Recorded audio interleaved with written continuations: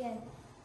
Өзінің әрқашан өзінің иесін тыңдайтын жақсы ит.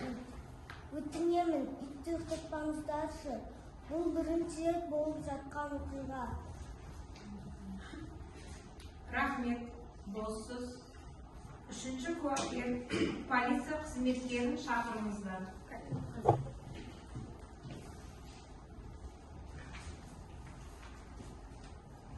Сәлеметсіздер.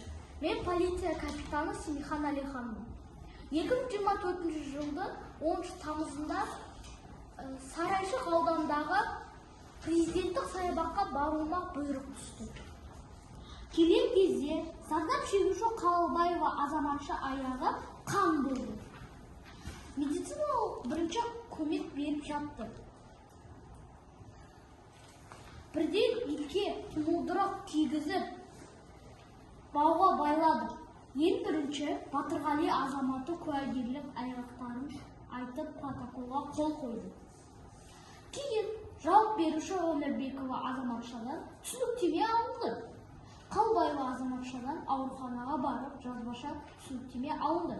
Омарбекова жануарларға жауапкершілікпен қарау туралы заңның 7 бабының 12 тармағына сәйкес үй жануарларын ұстаудың және серуендетудің үлгілік қағидаларының 3 тарауының 15 бабының 1 тармағына сәйкес 2 метрден аспайтын қарға бағуы және 2 тармағына сәйкес тұмылдырылып болғанын 6 тармағына сәйкес итті серуендетуге тыйым салынған орында болғанын ескертіңіздер.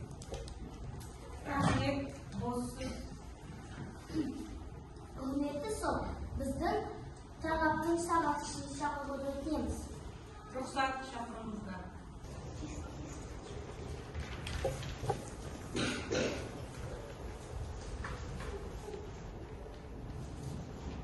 Өтініш, өзіңізді таныстырыңыз. Мен Нүсіпхан Азиза, кинологикпін.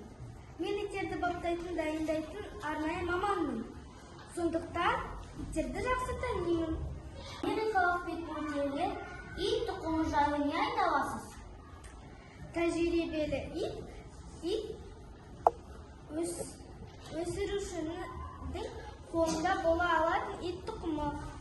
Дұрыс тәрбиелеген питбуль адамдарға агрессиясы жоқ, тез достасатын ит болып өседі. Өз иелеріне қатты бауыр басып, оны қорғауға әрқашан дайын болады.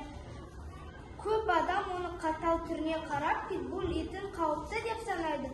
Бірақ күнделікті серуендеу мен жаттығулар және иесінің назары ол иттерді қоршаған орта қауіпсіз етеді. Азиза ханым, иттің тістеуінің себебін айта аласыз ба? Адамның айқайлап жүгіруінен ит тістеуі мүмкін бе?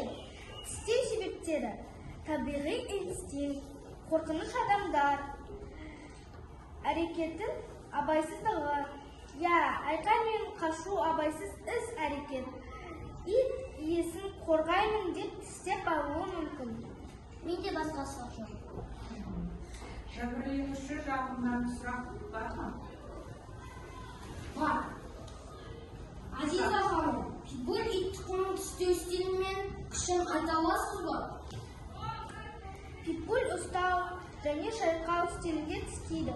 Сондықтан бұлшық еттерге зақым тиеді. Мамандар оны тістеген сиыр жамбас сүйегін сындыра алады деген мәліметтерімен бөліскен.